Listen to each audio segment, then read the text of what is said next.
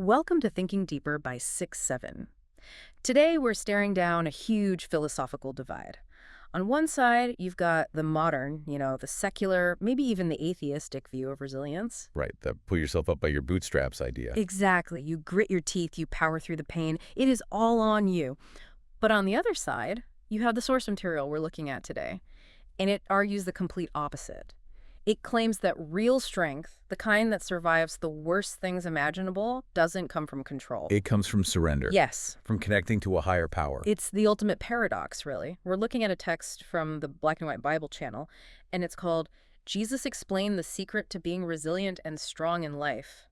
And honestly, it frames the life of Jesus not just as some religious story, but almost as a psychological blueprint for endurance. It's a fascinating way to frame it. The source breaks everything down into 6 specific secrets, 6 principles. And these aren't just, be a good person rules.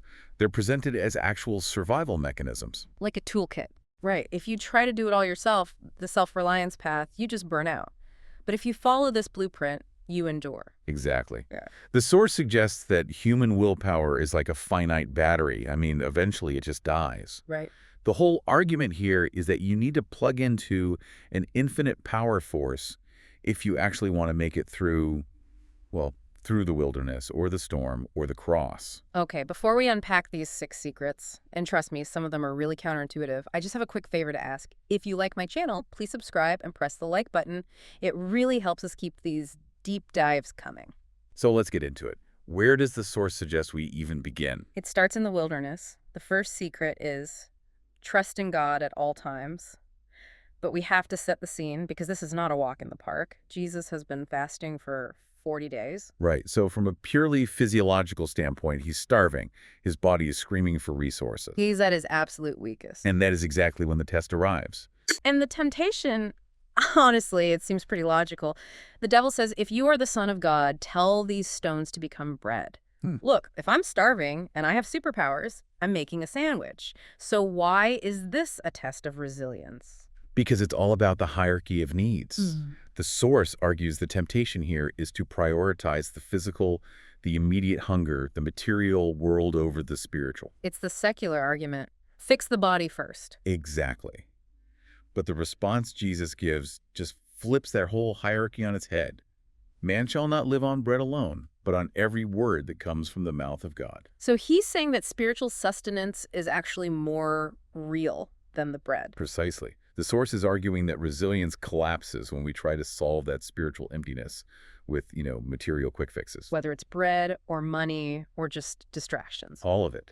The secret here is trusting the invisible reality, God's word, more than the very visible reality of your empty stomach.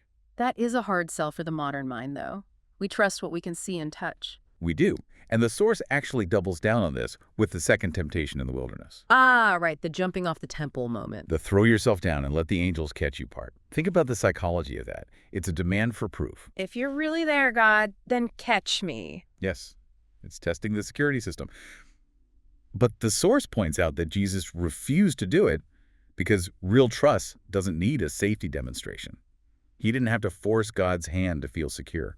It reminds me of the other example the source brings up, one with Lazarus. This one always hits me. Jesus' friend is sick. He gets the news, and he just waits. He waits 2 days, and in that time, Lazarus dies. If I'm one of the disciples or Lazarus' sisters, I'm thinking, where's the resilience here? You failed. You didn't show up in time. And that's the human perspective. We want the fix now. But the source argues that trusting God also means trusting his timing, even when it looks like a complete disaster. Jesus knew that delay would lead to a resurrection, a much bigger deal than a simple healing. But it required everyone involved to sit in the pain of that loss and still trust. Okay, so secret 1 is trust the invisible, even when the visible looks terrible. Let's move to secret 2. This one's about communication. Pray constantly. And right away, this isn't just say your prayers before bed. The source frames this as a continuous, almost desperate dialogue. The key scene here is the Garden of Gethsemane. I think we often just gloss over how incredibly intense that scene is in the text. We absolutely do. The source highlights that Jesus wasn't stoic. He wasn't meditating peacefully. He was described as overwhelmed with sorrow to the point of death. He was sweating drops of blood. I mean, this is maximum anxiety. It is. So if you're looking for a model of resilience, seeing your leader basically having a panic attack seems kind of discouraging. Unless you look at what he does with that panic. And that's the key. He doesn't bottle it up. He doesn't distract himself. He goes straight to God. He prays. And he does it 3 separate times. So prayer is the mechanism to process the fear. Yes. And there's this really sharp contrast in the source material between Jesus and his friends. While Jesus is sweating and praying, what are the disciples doing? They're asleep. They just knocked out. And think about why. When people get overwhelmed by trauma or fear, what's a common reaction? You shut down. Yeah, you dissociate. You want to go to sleep and just hope it's all over when you wake up. That's that human resilience. It's avoidance. But Jesus stayed awake. Because he was praying. The source makes a direct causal link there. Prayer kept Jesus awake and spiritually alert. The lack of prayer left the disciples confused and weak, so when the soldiers finally arrived, Jesus was ready. And the disciples ran away. Exactly. Prayer is the lifeline. It's the tether. The source also mentions that Jesus spent the entire night praying before he chose his 12 disciples. The whole night. From dusk till dawn.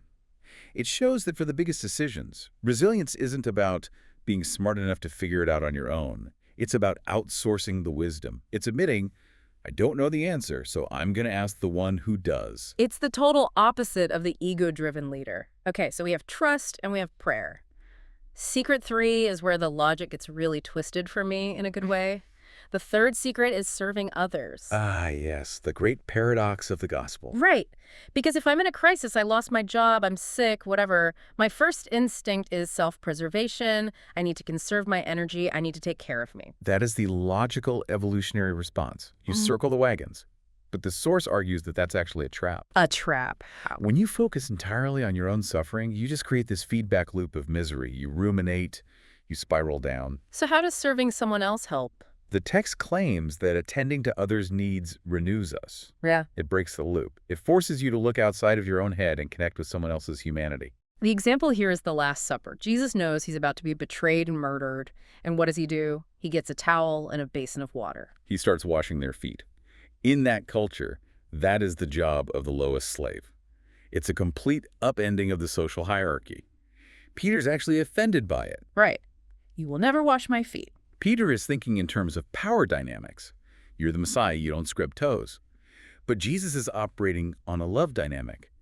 The Son of Man did not come to be served, but to serve. So what's the resilience lesson there? It's profound. If your identity is built on being important or being served, you're fragile. You lose your status, you crumble. But if your identity is built on serving, you're basically unbreakable because there's always someone to serve. The source also connects this to the whole least of these passage in Matthew 25. Exactly. It elevates service to a divine transaction. When you feed the hungry or welcome the stranger, you aren't just doing charity, you're serving God directly. And that frees you from needing applause. You don't even need a thank you because the act itself was the reward. Attending to others renews us. I'm going to hold on to that one. Okay, let's move to secret 4. This is for when things are actively dangerous. Having faith in difficult times. The key word there being difficult. It's easy to have faith when everything's going well. And the visual for this one is so cinematic. The storm on the Sea of Galilee, the boat is sinking, water's pouring in, the disciples are screaming. And Jesus is asleep on a cushion. We have to talk about the sleep. It's so frustrating. If I'm a disciple, I'm angry. Don't you care that we're all about to die? Of course. But the source interprets that sleep not as indifference and not just as exhaustion. It sees it as the ultimate expression of faith. He could rest in the middle of a life-threatening storm because he knew who was ultimately in charge of the weather. And when he wakes up, his rebuke is so sharp, he asks them, "Why are you so afraid? You have little faith." It implies that fear and faith they're inversely related. The disciples saw the waves, the visible problem. Jesus saw the Father's protection, the invisible reality. The source argues that resilience is that ability to keep your internal peace, even when the external world is pure chaos. There's another story the source pairs with this one. The woman with the issue of blood. A different kind of storm. This one's a chronic 12-year storm of illness and social rejection. And she thinks to herself, if I can just touch his clothes, I'll be healed. And that is mustard seed faith. The source brings up that metaphor. You don't need a mountain of faith. You just need a tiny seed of it if it's placed in the right object. She didn't need a theology degree. She just needed to touch the hem of the garment. And Jesus says, your faith has healed you. It kind of shifts the burden, doesn't it? It's Yeah. not about how strong my faith muscle is. It's about how strong the person I'm trusting is. That's it. It's the object of the faith, not the size of it. Okay, secret 5. This is the one I think makes most people really uncomfortable. Forgive wholeheartedly. It's definitely the heaviest left. Because usually when we talk about resilience, we talk about boundaries, about standing up for yourself. We don't talk about forgiving the people who hurt us. How is forgiveness a resilience hack? The source frames it as a release valve. Bitterness, resentment, holding a grudge. These are heavy things to carry around. They eat up your mental and emotional energy. The source argues you just can't be resilient if you're dragging the dead weight of past offenses with you. And the ultimate example is the cross. I mean, it doesn't get more extreme. Jesus is being unjustly executed. He's in agony, and he looks at the people killing him and says, Father, forgive them, for they do not know what they are doing. The source points out something crucial here. He didn't wait for them to apologize. And that is the game changer. If you wait for the person who hurt you to say sorry, you've given them control over your emotional state. You're stuck until they decide to set you free. Jesus took the control back. He forgave them proactively. He cut that cord of bitterness before it could ever take root. There's also the math problem the source brings up. Peter asks, how many times do I have to forgive? 7 times. And he thinks he's being so generous. The rabbinical standard was 3 times. Peter doubles it and adds 1.